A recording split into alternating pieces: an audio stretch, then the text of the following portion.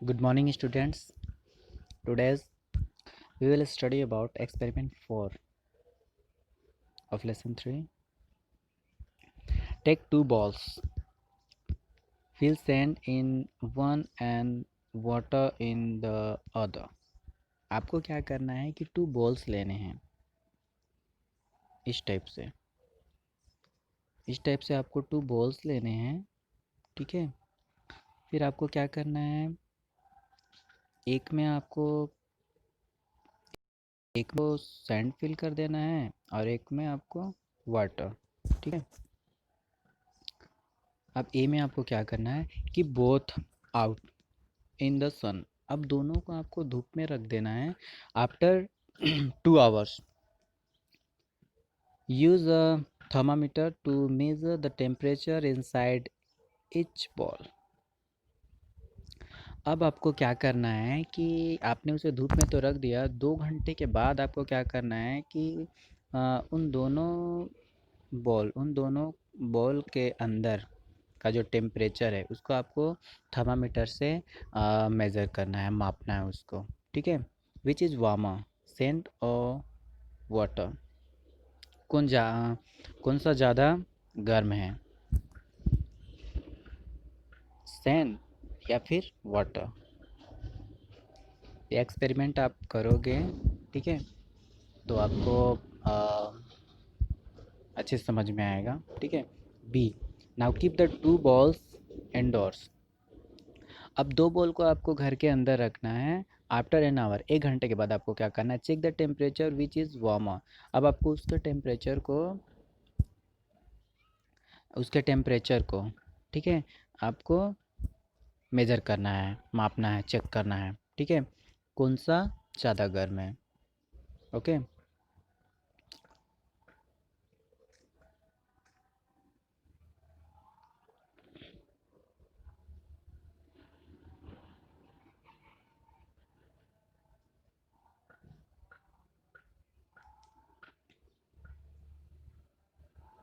इस टाइप से आपको करना है। फिगर 3.4, 3.4 में आपको ये है आपका ये बॉल जो है, एक बॉल में आपका सैंड फिल है और एक में आपका वाटर है, ठीक है। और उसको हम उसके अंदर में थर्मामीटर, ठीक है, डाल दिया गया है ये थर्मामीटर उसके मेज़र करने के लिए, ठीक है ना, कि कौन सा ज़्यादा गर्म है, ठीक है।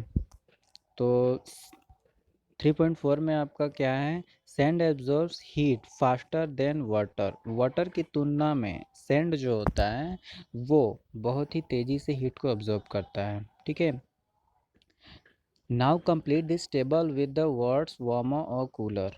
अब ये जो वर्ड्स दिया गया वार्मर और कूलर, कौन ज़्यादा गर्म है कौन ज़्यादा ठंडा है, तो इस वर्ड के अकॉर्डिंग आपको इस टेबल को, ये जो टेबल दिया गया है उसको आपको कंप्लीट करना है। ओके, ये प्लेस है आउटडोर्स इंडोर्स, ठीक है, और टेम्परेचर है सैंड का और वाटर का, आपको उसको फिल करना है। Okay,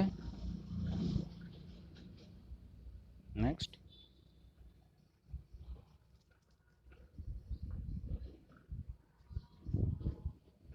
as you can see from the table in experiment 4, जैसे कि आपने देखा टेबल एक्सपेरिमेंट 4 में आपने देखा कि सैंड और लैंड, ठीक है, absorbs heat faster than water. Water से कंपेयर करते हैं तो सैंड और ये जो लैंड है वो हीट को बहुत ही तेज़ी गति से एब्जॉर्ब करते हैं।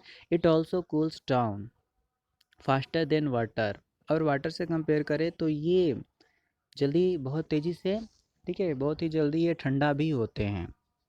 On the other hand, water absorbs and loses heat from more slowly than land.